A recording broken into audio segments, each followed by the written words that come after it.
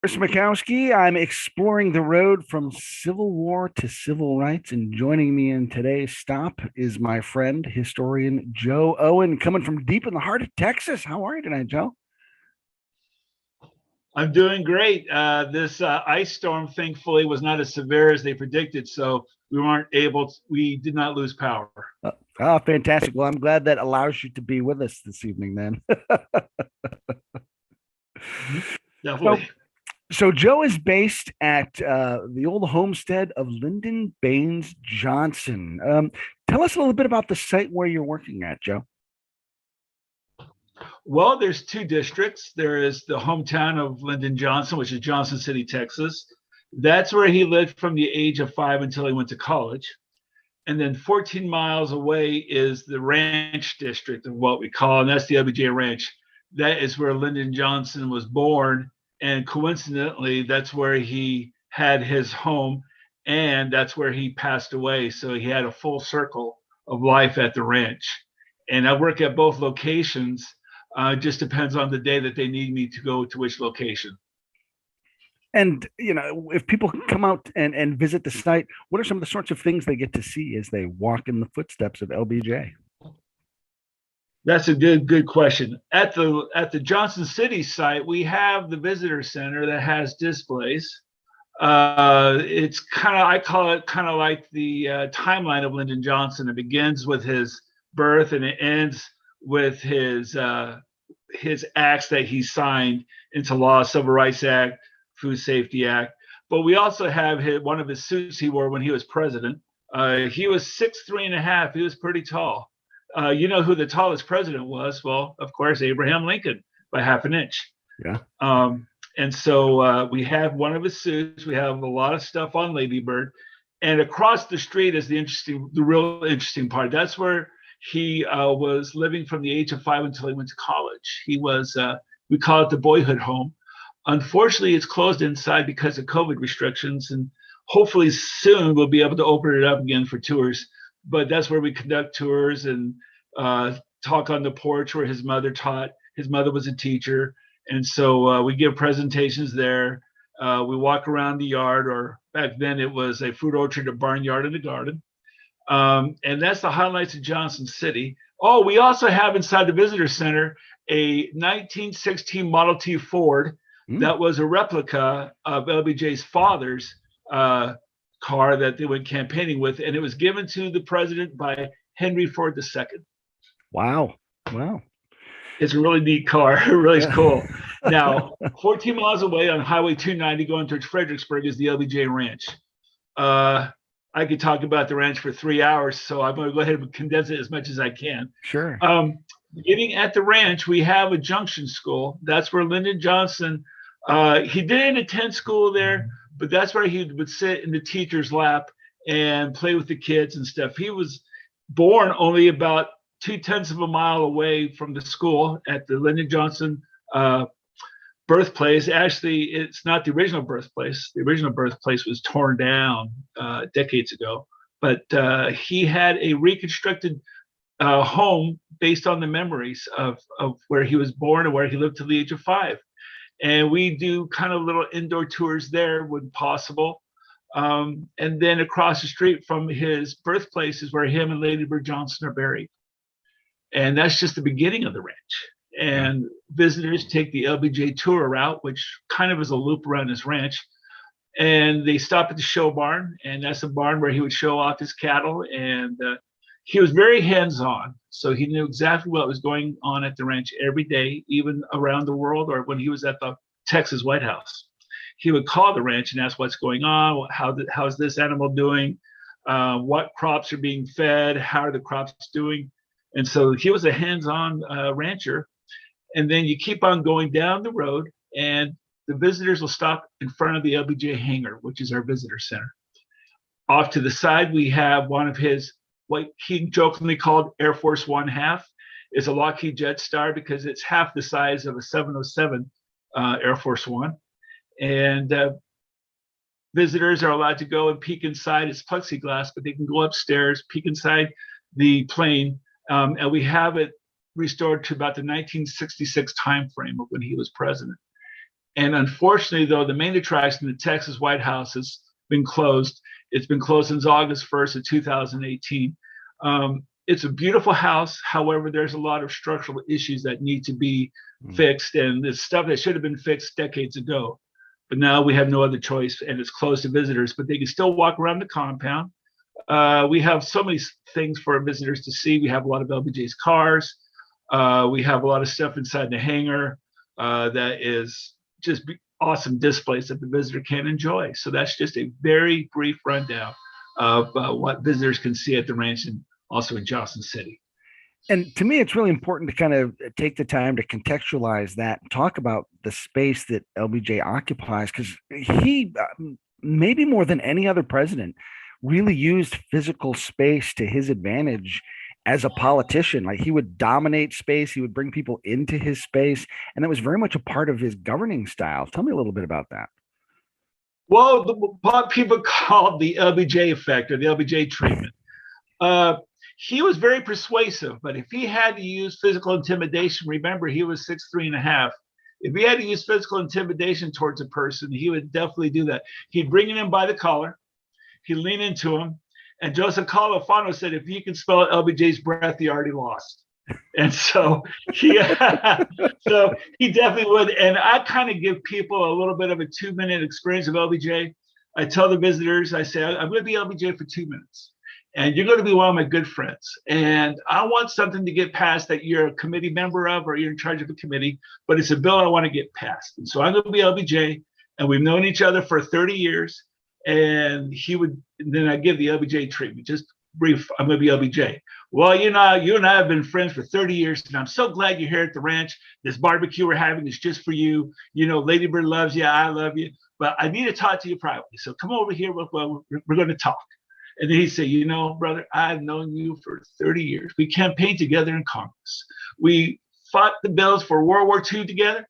We beat the Japanese and we beat the Nazis. Why? Because you and I in an effective Congress. So you know how much I care for you as a brother. Now, this bill that's coming up in your committee, it's going to be good for New York. It's going to be good for Texas. It's going to be good for our country. So I know you're going to be with me. And let me tell you something, though, also. If you block this bill, I'm going to get you, and I'm going to run over you. But we don't have to worry about that, do we? Because I know that you'll support your president. You'll support your friend Lyndon Johnson. Now let's go back and let's draw a little bit of sipping whiskey. We'll go and have some good Austin barbecue. Lady Bird's going to dance with you, and we're going to get this bill done. Now, will you be with me? And that's just a very brief outline of Lyndon Johnson's persuasive. There's a really good photo of a postcard that we have. He's doing the same thing to Abe Fortas, the Supreme Court Justice. And you can see Abe Fortas kind of leaning back like this, and then Lyndon Johnson leaning in, and they're both laughing. But I guarantee you, they probably weren't laughing before the photo was taken. But that's just one part of Lyndon Johnson, a very complex man. A good man, but even Lady Bird Johnson said she didn't really know her husband as much as she thought she did, because LBJ, he was a very private and passionate person, but he was also very complex. And you can study LBJ for just like Abraham Lincoln. He was a complex man. I don't know if anybody really knew him, and I don't know if anybody really knew Lyndon Johnson, but their effect on our history is just, you'll never see the likes of them again. And it's, kind of incredible to hear you say that. I mean, you literally walk in his shoes, you occupy his space, you caretake his stuff. And I would think that would really help you get to know the guy. And yet you talk about how unknowable he is on a certain level. That's pretty fascinating. It really is. I think a lot of it has to do, you know what? That's a good question, Chris. I'm not going to, I'm just going to say there's so many sides to LBJ. There was the senator side, there was the rancher, there was the husband, there was the father, there was the president, there was, just so many sides of Lyndon Johnson. And you'd see 3 or 4 different sides of him every day if you wanted you to. But to me, he was the greatest senator we've ever had and will ever have. This man knew Washington, D.C. like the back of his hand. He had good mentors. He had Sam Rayburn, Mr. Sam. He had his father. His father, Samuel Lee Johnson Jr., was one of the most powerful Texas politicians of his time. He was a state representative of Blanco County, and they used to go on the campaign trail together, LBJ and his father. And his father would tell LBJ, this is how you get stuff done. And one thing that's interesting, LBJ never ran for state politics. He didn't want to be state senator. He didn't even want to be governor. He ran for federal office right away. And his first was being a U.S. representative. Then he became a senator. Then he became, he became leader of the Senate Majority Leader, Vice President, and President. And so Texas, no, but that doesn't mean that LBJ was not influential in Texas politics. He really was. If he would, if he had to get some sort of representative aside and say, I want you to get this bill passed for this county, I want this done. And they pretty much likely they would heed his warning or his advice. Yeah. Now, when and he's kind of known as the master of the Senate, as one of his biographers calls him. So to become vice president is, in some ways, a political backwater. Why did he make that decision? Because it turns out to be incredibly consequential for the story that we're talking about here with civil rights. But why does he make that decision to go into this political backwater of the vice presidency? Well, I think he really thought in the 1960 election, he thought that he was going to be the candidate for the Democratic Party. I mean, he really thought he was going to be it.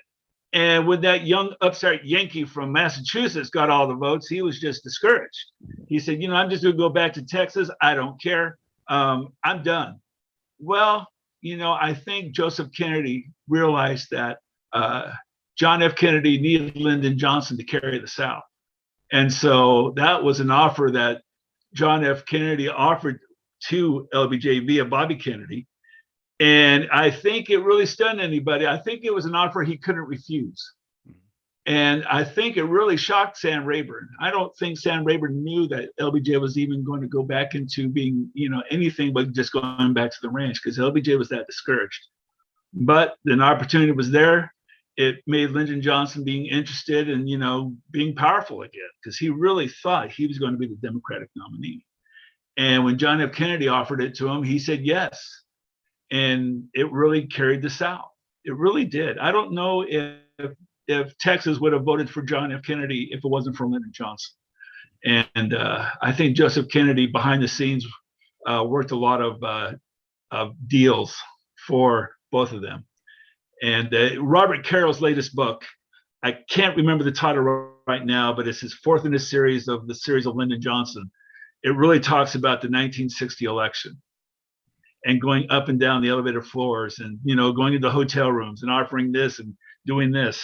But you could really think Joseph Kennedy, and you could also think probably a little bit of Sam Rayburn for Lyndon Johnson becoming vice president.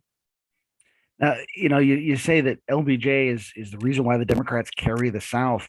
That has some pretty interesting irony later on when LBJ signs the Civil Rights Bill, and he's basically said, we've lost the South for a decade. Did people feel like he had turned his back on them or had betrayed them? Or, the South votes for this guy, gets him into office, and then he essentially passes this bill or signs this bill that in many ways disrupts everything they stand for. It did. And it really, I think Lyndon Johnson really realized that all of his political clout, he pretty much put all of his chips in. He knew that if the Civil Rights Bill would be passed, then sooner or later he would lose his power. Look at Vietnam. If he didn't touch the Civil Rights Bill, it would have been a lot more powerful president with Vietnam than it was later on. The South, and I just hate, it's true, and this, the South really never got over the Civil War, especially Texas and the Deep South. And Lyndon Johnson, he kind of, Lady Bird Johnson did a whistle stop tour about the South. And, she said, my husband, he is a man of the South, but he's also a man who sees the future. And that includes African Americans. And they booed Lady Bird Johnson in Alabama, and that's where she was raised.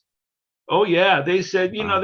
they said everything, and finally she said, I know what you think about me, but you know what? I'm still going to say this. I'm going to speak my mind, and I know the South, and I know you're good people, and I know you're upset, but you really have to get over this. Lyndon Johnson kind of felt the same way. I think I told you earlier that his grandfather, Samuel Lee Johnson Sr., was a Confederate cavalryman. His grandfather donated a picture of Robert E. Lee to the local school where Lyndon Johnson attended. And so that stuff meant a lot. And with Lyndon Johnson, the Civil Rights Bill, he really went against all of his friends. When he was a senator, to get along, you go along. You keep your mouth shut about civil rights when he was in the Senate. He didn't really say anything that was against what other Southern politicians thought. As a matter of fact, he ruined a friendship for 30 years with Richard Russell from Georgia. They were friends. And there's a good scene there in Bryan Cranston's All the Way where Frank Langella plays Richard Russell and Bryan Cranston plays LBJ. And that's what happened. Dick Russell said, LBJ, I'm going to filibuster this bill. It will never get passed. And Lyndon Johnson said, go for it. He goes, I'm going to, he goes, I'm going to run over you, Dick. Now I love you, but this bill will get passed. And it just broke up their friendship. So that goes to show you how passionate Lyndon Johnson was. But in a summary, Lyndon Johnson knew the sacrifice it would take to get this bill passed. I think also a lot of it is because he saw what was going on in Texas growing up. Blanco County, where Lyndon Johnson lived, and Gillespie County, where he was born, were one of the very few counties of Texas that voted against secession in 1861. There was a lot of German influence. The German influence was very anti-slavery, and they were abolitionists, actually. And that really influenced Lyndon Johnson. And I think them traveling around Texas, him and his father, when his father was campaigning, they knew what it was like, the bad stuff about being an African American, how you were treated, because you had to leave by sundown. Even in Johnson City, where Lyndon Johnson was raised, even though it was a anti-secession county, if you were African American or if you were Chinese American, you left by sunset. There was no question. You better leave it. You better do your business by the back door. You don't go through the front door, or that business would be known. And they saw that Samuel Lee Johnson really stood up against the Klan, and his father stood up against the Klan. And if it wasn't, and I guarantee you, Samuel Lee Johnson Jr., if he wasn't that powerful in Texas politics, the KKK would have burned a cross on his lawn in Johnson City, no questions asked. But he stood up against the Klan. Samuel Lee Johnson Jr. was a farmer. He had to have Mexican migrants work on the farm. He had to have some, I don't think he had any African Americans working on the farm, but he knew them because, he wanted to see how they were doing, because he took his job as being a representative seriously. And so he saw the plight of the minorities in Texas, and that really had a big effect on Lyndon Johnson too. It really did. And I think his father's influence of how to treat everybody, not just, Caucasians, but everybody equally, especially with education. I could speak for hours on Lyndon Johnson, what he did. So let's just say his father's influence, what Lyndon Johnson saw growing up in. And you remember, Lyndon Johnson was only born 40 years after the war. And so there were still a lot of veterans around that would tell stories and stuff. And I think Lyndon Johnson was very influenced by his father, by what he saw in Texas, and he wanted to correct that. And it's kind of amazing to me to think that some people sort of think that he's an unlikely civil rights hero, but it does seem like the seeds were there all along, and he gets to where he needs to be. But then he's still like, signing this legislation is a huge act of personal bravery. I think because he had all the reasons to not sign the Civil Rights Act, politically and from where he was from, and just and so he makes this incredible sacrifice that you say really kind of undermines the future strength that he has for the presidency. Tell me about that, because to me that's a remarkable moment of principle and power. Well, I think he realized he wanted a legacy for himself. He wanted a legacy. He wanted to be remembered in history. He wanted to remember being bold and doing something that would change the effect of not only the United States, but around the world. Because the Civil Rights Act of 1965 really had a ripple effect of equal rights around the world. I think he also realized that once he did pass the Civil Rights Bill, that would be it for him. That all of his political clout and all the favors he would ask for, that was, like he said, he cashed in all his chips. And he really realized because of that, that it would be tougher for him to pass. You see, he said if it wasn't, he cashed in all of his chips, and if it wasn't for Vietnam, he would pass a lot more. He wanted to do that, but Vietnam really, really took up all of his power. That was it. The Civil Rights Bill was. Because if you look from 1964 to 1966, or 65, 63 to 65, he was on his second honeymoon. He beat Barry Goldwater by the largest margins in American history. He really trounced Barry Goldwater. And so he was riding high, and he really took that moment to know at his most powerful is when he could pass that bill. And it wasn't easy. It was not easy. I mean, those Southerners felt betrayed by Lyndon Johnson. How come you didn't tell us this before? If you told us this before, we wouldn't have done anything for you. And he knew that. Yeah. And so when he passed the Civil Rights Bill, it was at the right time. And but then again, if you notice, even after he signed the Civil Rights Bill, it would be, even today, African Americans don't have the full civil liberties that they should have. And even after almost 50 years later. Yeah. One thing which is sad, though, is that LBJ and Martin Luther King really worked together to get the Civil Rights Bill done. They were very close. However, Vietnam broke up that friendship. LBJ felt betrayed by Martin Luther King when Martin Luther King spoke out against the war. Lyndon Johnson said, "How dare he does that? We were friends. How dare he criticizes my policies about Vietnam?" And so that drove that friendship apart. It wasn't until 1978 when Lady Bird Johnson invited Coretta Scott King to the ranch, and they mended fences between the families. Mm-hmm. Wow. And so it was just a turbulent time.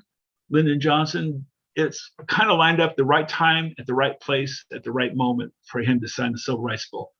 I think also, I forgot to mention this, but it's true.